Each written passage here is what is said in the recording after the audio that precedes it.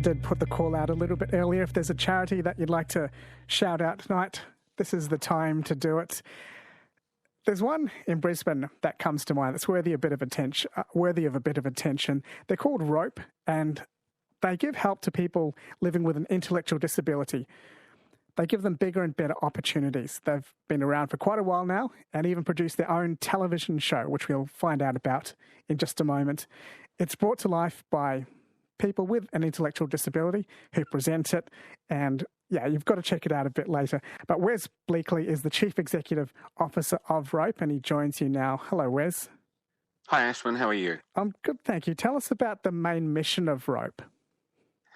Okay, the main mission of Rope is that we have a motto that goes, igniting the courage to be extraordinary. And the whole idea is that we want to do disability different. We want to be able to get there and give the participants that come to Rope the opportunity to not only just get there and experience things, but experience life the way we do, but experience all the different things that life has to offer as well, whether that be, community connection, whether it be social, connecting with people socially, things like that, whether it's about employment opportunities along those lines. So they're the major things that we focus on at Rope. Can you tell us about some of the ways that those things are missing from people's lives, what it feels like when they're outside of those opportunities? Yeah, when people don't have any social connection, and like as we all know, humans are social creatures, people can become very isolated, and especially when you're living with a disability and something along the lines of like an intellectual disability, where, navigating, being able to get out and about in the community is really challenging. So you'll find a lot of them become withdrawn, they're not getting there, they're not getting that social activity that people crave, that they need. And so the whole idea is that we're wanting to get them, give them those different opportunities to be able to get out there and experience it. Does that withdrawal then contribute to a perception by those outside the communities that they can't do these things because they're withdrawn? Yeah, pretty well. I think, this is just something that's been happening for years and years and years, that there's a lot of misunderstanding about people with an intellectual disability and their capabilities. And there's varying degrees of intellectual disability, and we see that with our participants that come to Rope. But yeah, I think, the fact that they're not out there in society in large numbers, that when the people with intellectual disabilities do get into society and they start getting out and about in their community, people are never sure how to interact with them, how to work, how to talk to them, exactly what they can do when they come across people with intellectual disability. What would be your advice to someone who feels that discomfort? I say to most people, and we've all been there. I know when I first started in the industry, and I can remember the person, my work colleague, said to me one day, and she had a brother with Down syndrome, and she said to me, you know what, you just talk to them like you talk to everyone else. They may take a little bit longer to get there and process things, but everyone just wants to be treated the same. And that was probably the best advice I was ever given. And that's the advice I give to everyone getting into the industry, or even just when they're having to get there and deal with people with an intellectual disability. Just get there and treat them like you would anyone else. You may need to talk a little bit slower. You might need to simplify things, but, just talk to them just how you'd like to be talked to. You're listening to Wes Bleakley, who's the Chief Executive Officer of Rope, Redcliffe Opportunities for People's Enhancement Association, helping people with intellectual disabilities to participate more in society and be part of things that they otherwise might be excluded from. Tell us about some of the programs that you offer. What have you got people doing?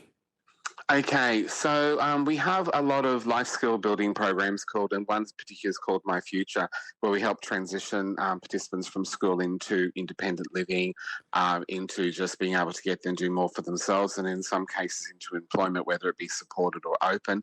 And that's a big thing if you think about it. These guys have come from school, a 12-year bubble where they've been sort of safely included in everything, to now saying, well, now this is finished, what do you do? So we decided, or I wrote the My Future program to be able to get there and help with that transition. We also have what we call community connection programs, where we have the guys going out and doing the things that you and I, Ashton, would just take for granted every day, going to lunch, going out there into the movies, going out and going into town and walking around and checking out things like that. We have a Friday night dinner dates that we get there. And that's about once a month, where the guys go out and they go to different things like concerts, they go to restaurants, they go to movies, they go to local clubs and all of that, once again, it's all about socialising. And we also have 3 other things that we run. 2 are social enterprises. One is a cafe called Industry & Co, Coffee with a Purpose, and it's in Margate. And we also have Industry & Co Collective, which is our newest edition, which is a retail recycled clothing store, which is in Redcliffe as well. Plus, as was mentioned earlier, Rope TV. Tell me about the TV show, because that's a fascinating detour. What do they do, and what does the TV show present? What's the content? Okay. Originally, Ashwin, when it first started, Rope TV was just about rope. It was a vehicle for us to be able to get there and show the families what the guys are doing from day to day. And I was talking with a production company called Trending Media Australia, who are fantastic and who really champion what we do with this TV program. And they said one day, have we ever thought about doing it a little bit further, like turning this little thing we were doing into a TV program? I said, no, but I'm open to suggestions. So anyway, as we talked, Rope TV become bigger and bigger and bigger. And so it then turned into where, yes, we were still talking about rope, but our viewership wasn't growing because obviously, if you didn't know what rope was, you didn't have any, sort of dealings with rope. What was the point of watching? To what we then decided was, let's start bringing the community into it as well. So what we've been doing over the past 12 months is highlighting things that are happening in the community. Things like the Redcliffe City Council here or Moreton Bay City Council, I should say, did a thing called the Realistic Race, where a few of the councillors got there, including the mayor, and lived the day in the life of someone with a disability. So we covered that. We cover a lot of other things out there, people that are doing great things, organisations that are doing great things. It's run by, or it's hosted, I should say, by 2 of our participants, both who have got an intellectual disability and or autism. And we also have a reporter that is exactly the same, has autism and an intellectual disability. People often get scared of speaking in front of a camera. So was that hard for them, and how did you coach them with that? You know what? The funny thing was, they really weren't too bad with it at all, Ash. When they sort of got there and just sat down, and we sort of said to them, right, here's the teleprompter. You're going to read from it, guys. Just get there and talk to the camera, like you'd be talking to anyone else.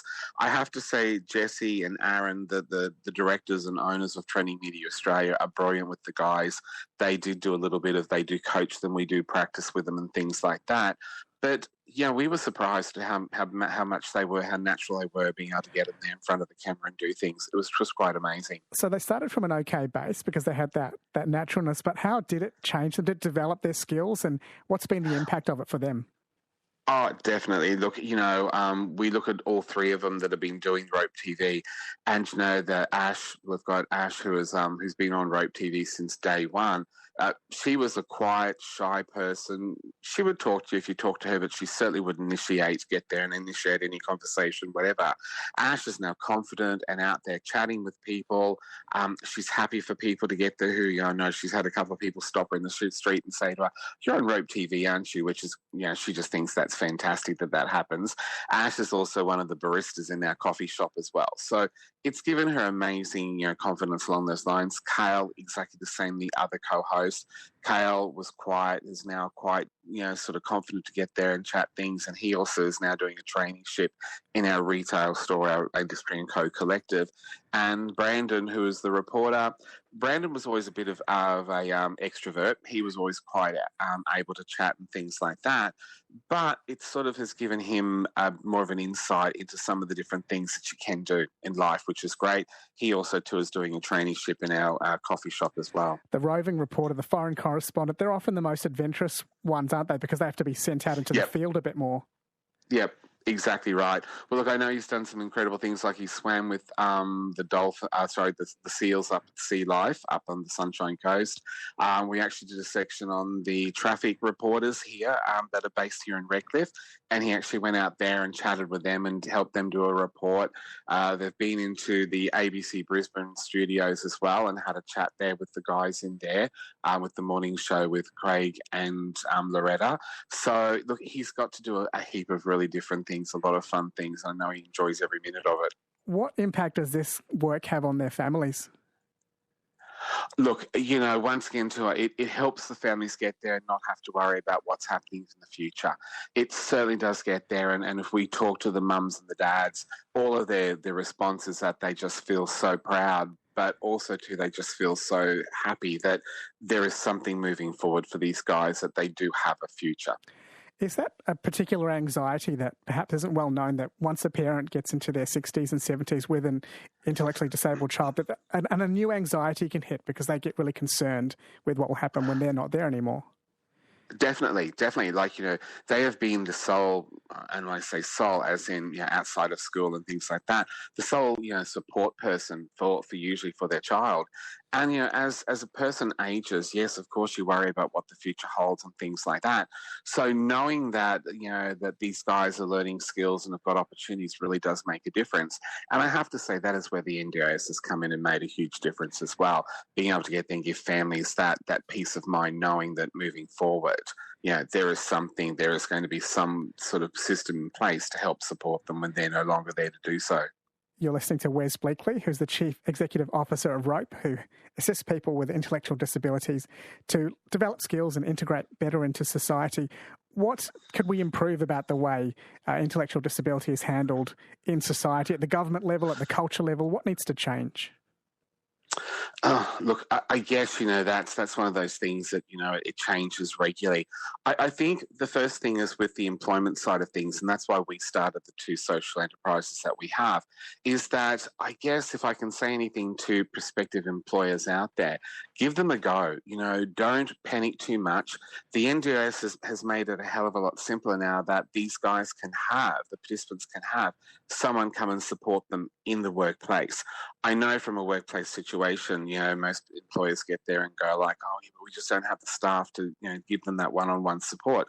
They don't have to anymore with NDIS. The beauty of that now is that they're able to get there and take a support worker with them, and the actual employer can train the support worker, who then helps train the participant to get there and do their job better and better and better.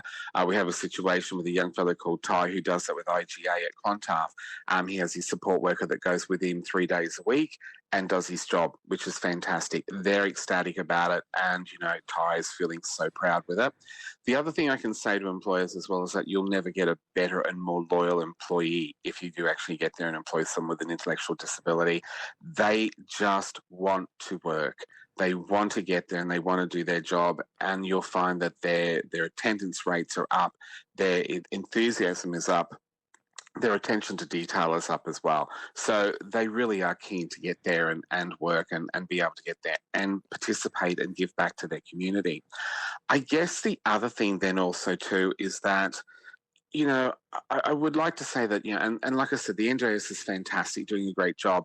But I would also like to say that I think governments need to talk to people more, talk to service providers more, talk to the families more, and find out what they really need. I mean, we hear little bits and pieces here and there, and that's, I guess, a topic of a conversation for another time. But there are things that you'll find that feedback would be fantastic for the government to hear along those lines from there. The general community, just get there and show them open arms. Just include them into the community, invite them in, and they'll be fantastic. Wonderful advice, and it comes back to a bit of the earlier advice you gave. Just treat them like you would anyone else. Don't get too weird. Yeah.